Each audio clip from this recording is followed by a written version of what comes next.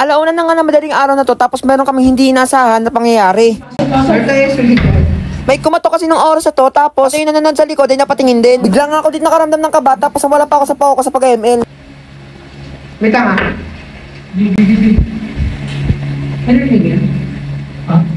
Tinanong ko na nga sila dito kung may naririnig ba sila kasi parang ako na nakakapansin. Tapos dito, di ko na mabilang yung katok dito ng katok. Buti na lang talaga napansin na rin dito ng kasama ko. Tapos pagkatayo nga pala nila dito, sumunod na nga rin pala ako dito para tingnan namin kung sino yung tao doon. Nagdadalawang isip pa nga ako at sumunod dito kasi para ba naman kasi di makapag-focus. Pero bago yan, bumiyahe nga pala muna kami pa sila. Para naman makapag-long ride kami sa malapit. At para puntahan tong tropa namin na si Jarma. Tagal lang namin hindi nagsama kasi nga nandun siya kay Renegade. Bali nag-photoshoot nga lang pala kami dito sa Glitz sa Nabali. Tapos doon ay umuwi na agad kami sa bahay nila Jarma. At ito na nga ang nangyari.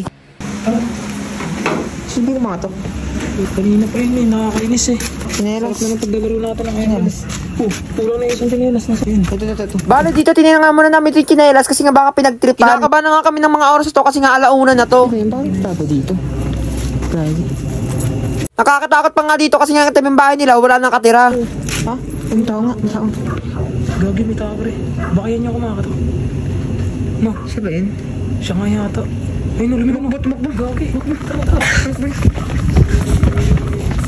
Nawala. Bale dito, balak pa nga namin susundan kaso hindi na namin siya nasipot. Hindi na rin kami tumuloy dito kasi natatakot kami baka may kasama pa siyang iba. Tara, baka mamaya may kasama yun eh.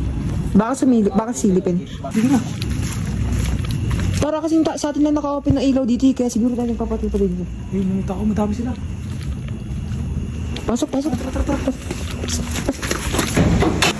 Tapos dito pagkalak namin sakto ng pinto na to, bigla na lang to kinakalikot ng doorknob na to. Kaya dito naisipan namin dito umakyat dito sa rooftop. At kung naalala nyo, dito nga rin pala umakyat si Renegade, yun nandito siya. Dos ng umaga pumunta kami sa bubong dahil bigla na lang may kumakatok. Dapat ito dito, no? Oo. Tingnan mo naman, pinagbaliktad. Bali parang yun nangyari kay Renegade, nararanasan na rin namin ngayon. Dito kasi umakyat si Renegade, kung naalala nyo sa vlog niya. Dito sila umakyat, tas dito yung parang may kumakatok na. May kita. Dito kami yung makawag nun eh. Medyo nakakakilabot pag nandito ka sa part na to. Dito talaga yung nakakatakot.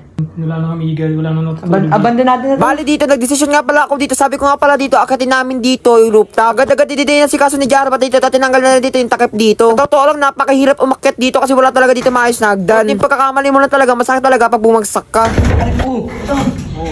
May nga lang pala, nakakita nga pala kami dito. At ito nga pala ang chance namin upang makita dito yung kumakatok. Sinilip nga muna namin dito yung bandang likod. Grabe talaga pag nandito ka talaga, para ka talagang kakabahan kasi alauna na ito. Pero umakyat pa kami at madilim pa.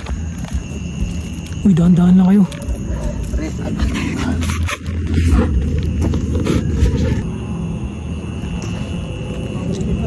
Bali dito, halos isang oras kami nag-aantay dito para na masipot namin to. Tapos ito na nga pala ang nangyari.